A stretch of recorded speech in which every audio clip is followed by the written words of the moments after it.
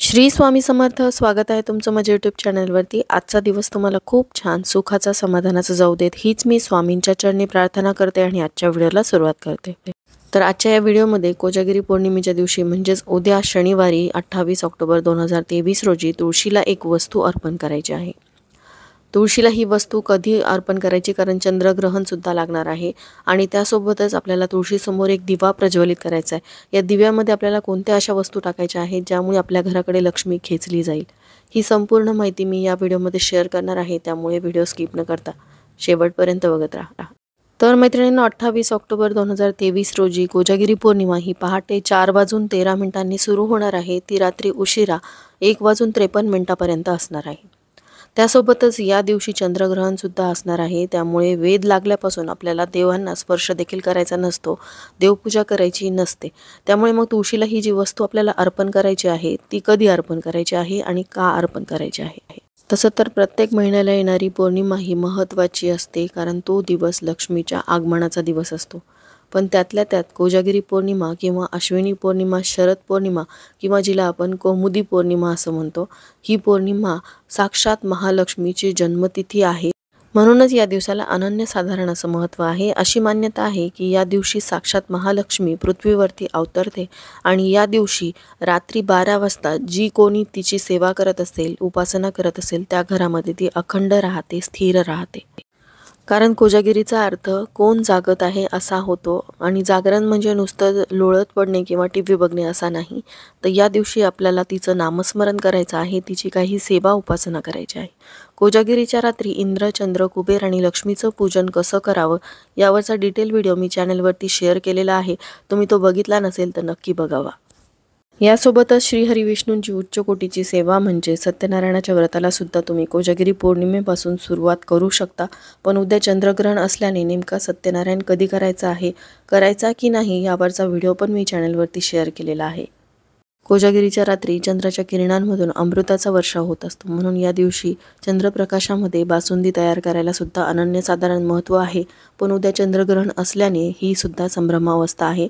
याचा सुद्धा उत्तर मी त्या व्हिडिओमध्ये दिलेलं आहे की तुम्हाला बासुंदी बनवायची आहे की नाही, कारण याशिवाय कोजागिरी पौर्णिमा ही अपूर्ण आहे.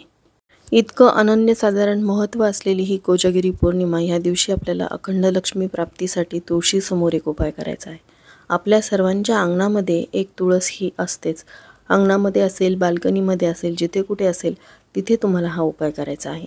कारण तुळस ही सुद्धा लक्ष्मीचंच एक स्वरूप आहे आणि त्याचबरोबर तुळस ही साक्षात श्रीहरी विष्णूंना सुद्धा खूप प्रिय आहे. त्यामुळेच तिला हरिप्रिया असं सुद्धा म्हटलं जातं.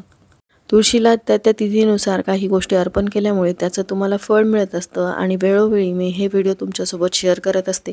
जसं की पितृपक्षामध्ये तुळशीला तुम्हाला कोणती वस्तू अर्पण करायची आहे याबद्दलची माहिती असेल, किंवा नवरात्रीच्या 9 दिवसांमध्ये कोणत्याही एका दिवशी तुम्ही दुर्गादेवीची कृपा प्राप्त करून घेण्यासाठी, देवी लक्ष्मीची कृपा प्राप्त करून घेण्यासाठी तुळशीला कोणती वस्तू अर्पण करायची होती, हा व्हिडिओ पण मी तुमच्यासोबत शेअर केलेला आहे. अगदी त्याचप्रमाणे कोजागिरी पौर्णिमेला सुद्धा अनन्यसाधारण महत्त्व आहे, कारण या दिवशी समुद्र मंथनातून लक्ष्मी प्रकट झाली होती. आता कोजागिरी पौर्णिमेच्या दिवशी ज्यावेळेस लक्ष्मी पृथ्वीवरती येते ती 15 दिवस म्हणजेच दिवाळीच्या अमावस्या तिथीपर्यंत पृथ्वीवरती वावरत असते. त्यामुळे जेवढ्या सेवा उपाय आपल्याला या काळामध्ये करता येतील त्या करायच्या आहेत आणि अशीच एक वस्तू तुळशीला अर्पण करायची आहे ज्यामुळे देवी लक्ष्मी आपल्या घराकडे खेचली जाईल, ती आपल्या घरामध्ये स्थिर राहील, अखंड राहील. आणि श्रीहरी विष्णूंना तुळस प्रिय असल्यामुळे तुळशीसमोर हा उपाय केल्यामुळे श्रीहरी विष्णूंची सुद्धा कृपा आपल्यावरती राहील. कारण ज्या घरामध्ये श्रीहरी विष्णूंची सेवा केली जाते त्या घरातून देवी लक्ष्मी कधीही जात नाही. तर कोजागिरी पौर्णिमेच्या दिवशी आपल्याला हा उपाय करायचा आहे. पण या दिवशी चंद्रग्रहणसुद्धा असणार आहे. जरी चंद्रग्रहण रात्री उशिरा लागणार असलं तरी चंद्रग्रहणाचे वेध मात्र दिवसभरापासूनच सुरू होणार आहेत. त्यामुळे हा उपाय आपल्याला वेध लागण्याआधीच करायचा आहे. वेध लागल्यानंतर देवांना स्पर्श करायचा नसतो, देवपूजा करायची नसते, देव अन्नसुद्धा ग्रहण करत नाहीत आणि तुळस ही सुद्धा एक देवता आहे. त्यामुळे वेध लागल्यानंतर तुळशीला तुम्हाला चुकूनही काहीही अर्पण करायचं नाही. मग हा उपाय आपल्याला नेमका कधी करायचा आहे तर बघा, सकाळी लवकर उठायचं आहे, घरासमोरील अंगण स्वच्छ झाडून घ्यायचं, पौर्णिमा असल्याने घराच्या अंगणामध्ये हळद मिश्रित असं पाणी शिंपडायचं आहे. त्यानंतर उंबरट्यावरती हळदीचं लेपन करायचं. त्यानंतर आपल्याला सगळ्यात आधी देवपूजा करून घ्यायची आहे. सांगितल्याप्रमाणे वेद लागल्यानंतर देवांना स्पर्श करायचा नसतो, म्हणून सकाळी उठल्याबरोबर तुम्हाला देवपूजा करून घ्यायची आहे. आणि सूर्याला सुद्धा आपल्याला या दिवशी अर्घ्य द्यायचं आहे. कलशामध्ये थोडंसं पाणी घ्यायचं, त्यामध्ये हळदी कुंकू अक्षदा फुलं टाकायचे आहेत आणि थोडेसे काळे तीळ या पाण्यामध्ये टाकायचे आहेत. आणि हे पाणी सूर्याला अर्घ्य देण्यासाठी आपल्याला वापरायचं आहे. सूर्याला अर्घ्य देऊन झाल्यानंतर मग आपल्याला तुळशीसमोर हा उपाय करायचा आहे. या उपायासाठी तुम्हाला तांब्याचा किंवा पितळेचा एक कलश घ्यायचा आहे. हे दोन्ही कलश तुमच्याकडे नसतील तर स्टीलचा तांब्या घेतला तरीही चालेल, किंवा छोटासा एखादा चांदीचा कलश तुमच्याकडे असेल तर उत्तमच आहे. कारण या दिवशी कोजागिरी पौर्णिमा आहे, चंद्राचं आपण पूजन करत असतो आणि चांदीच्या तांब्यामध्ये हा उपाय केल्यामुळे चंद्राची शीतलता त्यामध्ये उतरते. म्हणून चांदीचा तुमच्याकडे एखादा छोटासा तांब्या असेल तर तो घेतला तरीही चालेल. आता त्यामध्ये पाणी भरून घ्यायचं आहे आणि 1 किंवा 2 केसराच्या पाकळ्या या पाण्यामध्ये तुम्हाला टाकायच्या आहेत आणि हे पाणी तुम्हाला तुळशीला अर्पण करायचं आहे.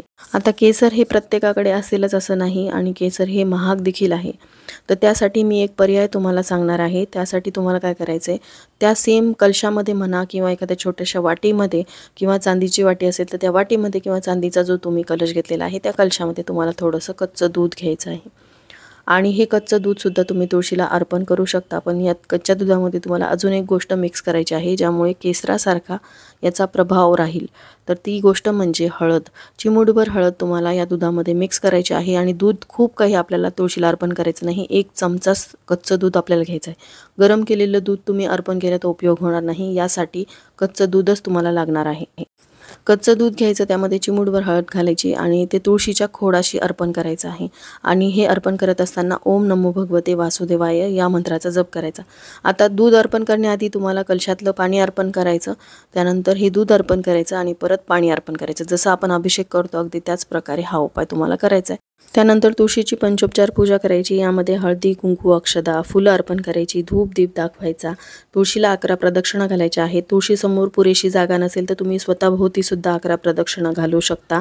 त्यानंतर तुळशीला नैवेद्य अर्पण करायचा. नैवेद्यामध्ये तुम्ही साखर अर्पण करू शकता. वेदकाळामध्ये देवी देवतांना स्पर्श करायचा नसतो आणि त्याचबरोबर देवी देवता ग्रहण काळामध्ये म्हणजे वेद लागल्यानंतर अन्नसुद्धा ग्रहण करत नाहीत. यासाठी तुम्हाला ही काळजी घ्यायची आहे. आणि चंद्रग्रहणाचे वेद जे आहेत ते दुपारी 3:10 सुरू होणार आहेत. त्यामुळे हा उपाय जो आहे तो तुम्हाला दुपारी 3च्या आधी करायचा आहे.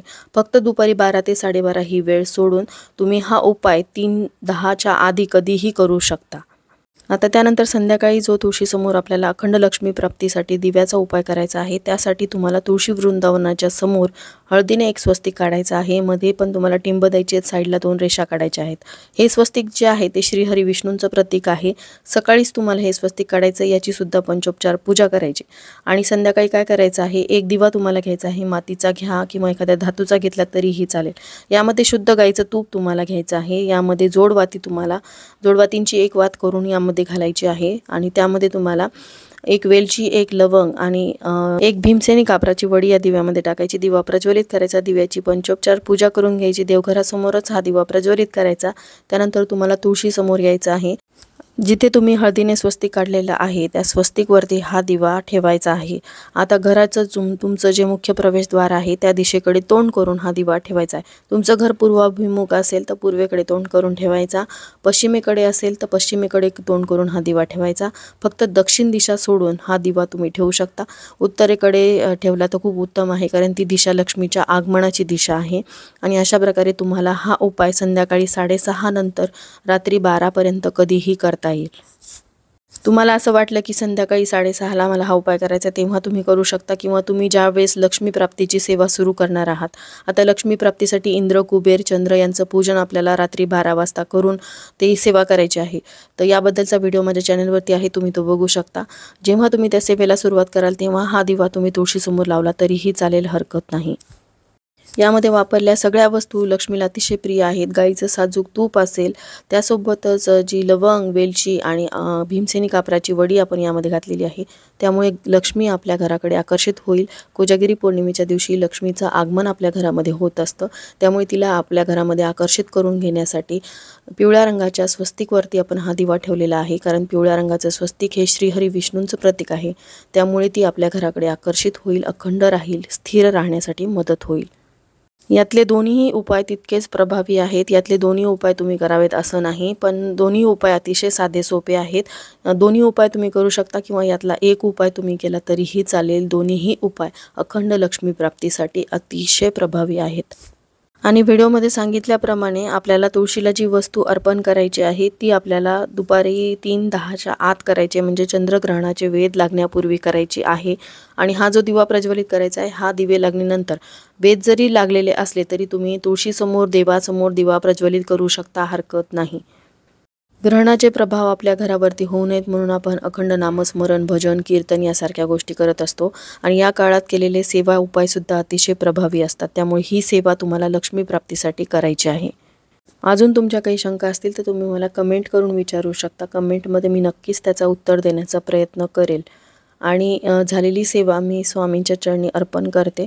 इथेच व्हिडिओचा एंड करते. व्हिडिओ आवडला असेल तर व्हिडिओला लाईक, शेअर आणि सबस्क्राईब करायला विसरू नका. भेटूयात अशाच एका नवीन व्हिडिओसोबत. तोपर्यंत सर्वांना श्री स्वामी समर्थ.